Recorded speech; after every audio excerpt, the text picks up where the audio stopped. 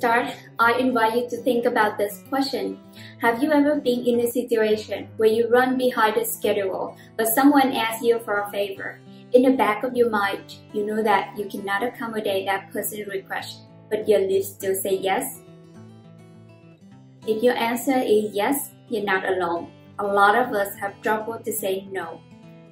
Although saying yes can save time and please the person at the moment, it doesn't guarantee that your all needs will be met.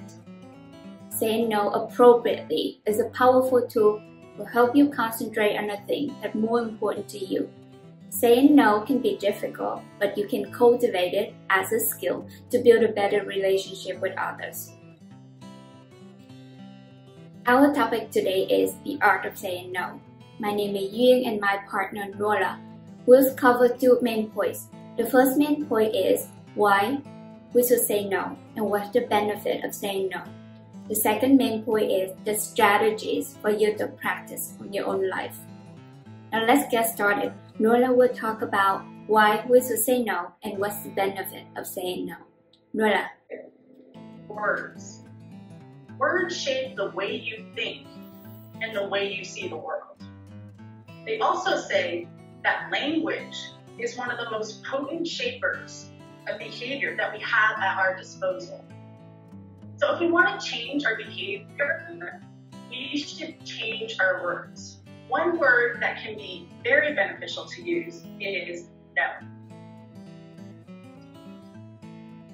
According to an article by psychologist Jay Sills published in Psychology Today, no is an instrument of integrity and a shield against exploitation. It often takes courage to say. It is hard to receive, but setting limits sets us free. There are many benefits of saying no. These benefits can be broken down into three categories: psychological, physiological, and providing opportunity for the future. First, we'll discuss the psychological benefits of saying no. Saying no can increase confidence and self-esteem.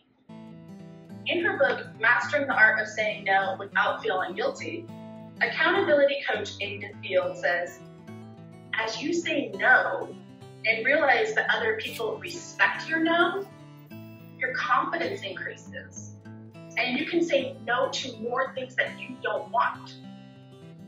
As you increase your confidence, you start accepting that you are worth it, and your self-esteem also increases. So if you'd like the psychological benefits of increased self-esteem, saying no is a valuable tool. Saying no can also have a physiological effect, meaning that it affects how our bodies function. In her book, The Art of Saying No with Grace and Respect, psychotherapist C. Richard describes the physiological changes that her body went through when she failed to say no. She says, I was not aware that high levels of stress, worry, and anger were negatively impacting my body on a regular basis.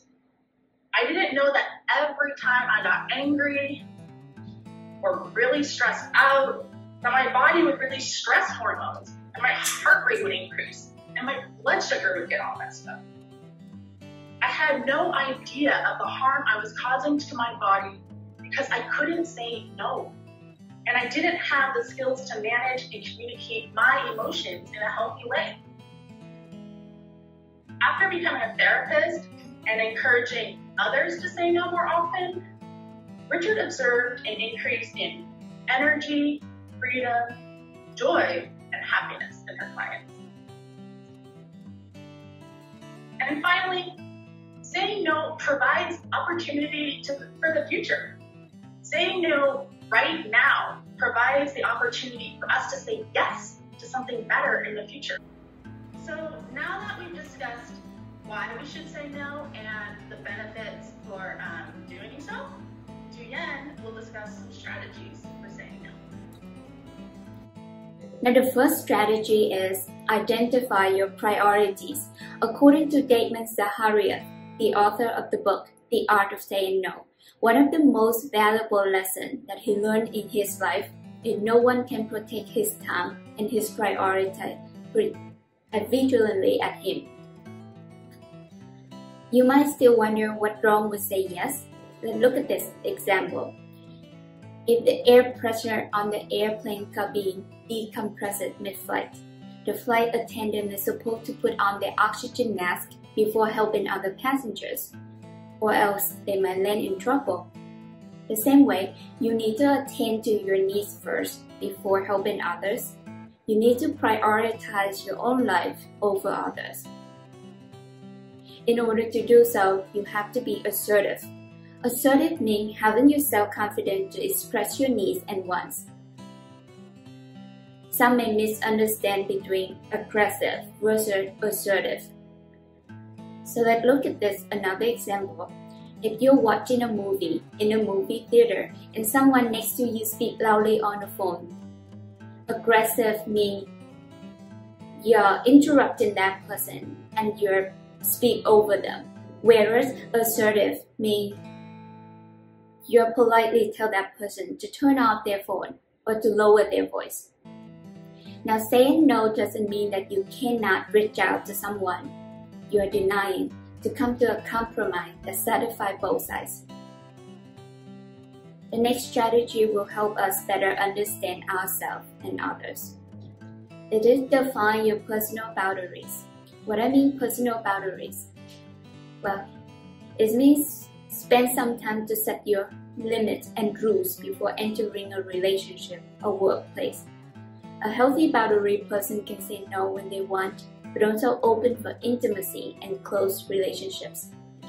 Sometimes setting your boundary can create selfish thought of others. But remember, saving your time and energy will help you focus on people that you care for. A great example for this is a group of mental health activists who provide mutual aid supportive environment in digital and in person for those who need psychiatric intervention. However, both well-being and mental health of those activists has suffered. Fletcher is a doctor of Hope and Healing Center Institute has conducted a study and found that for those who establish their boundaries and create safe spaces, found that it's a useful form of self-care. She said, I argue that boundary formations serve as a metaphor of asserting personal agency and personal well-being as a form of self-care and a form of positive withdrawal. So let's move on to the next strategy, also the last strategies that I want to discuss today. It is be direct and straightforward.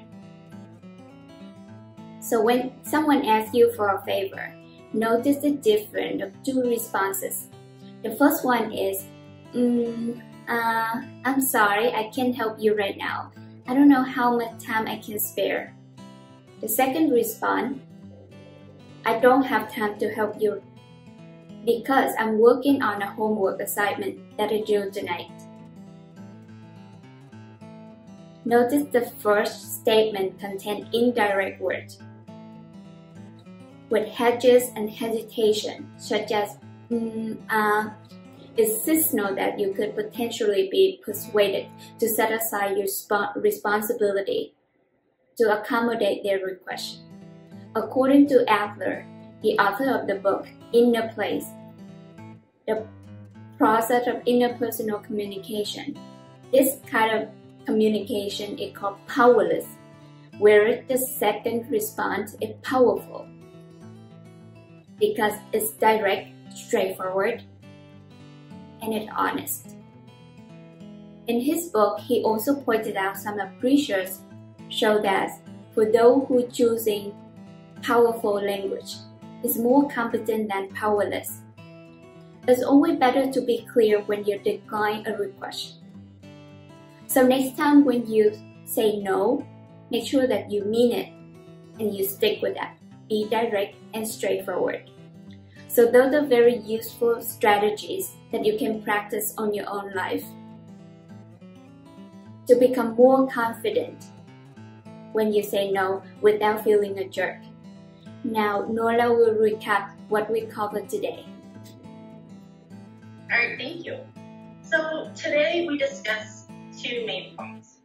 The first one is that saying no affects psychological factors such as self-confidence and self-esteem, improves physiological factors such as energy and response to stress, and provides opportunity for the future. And secondly, strategies for saying no include identifying your priorities, defining your personal boundaries, and being direct and straightforward in your communication. To end our presentation, I'd like to leave you with this quote from sociologist Dyad from an article they wrote in Time magazine. They say, to say yes to the right things, you have to say no to a lot of other things. Thank you. Okay, thank you.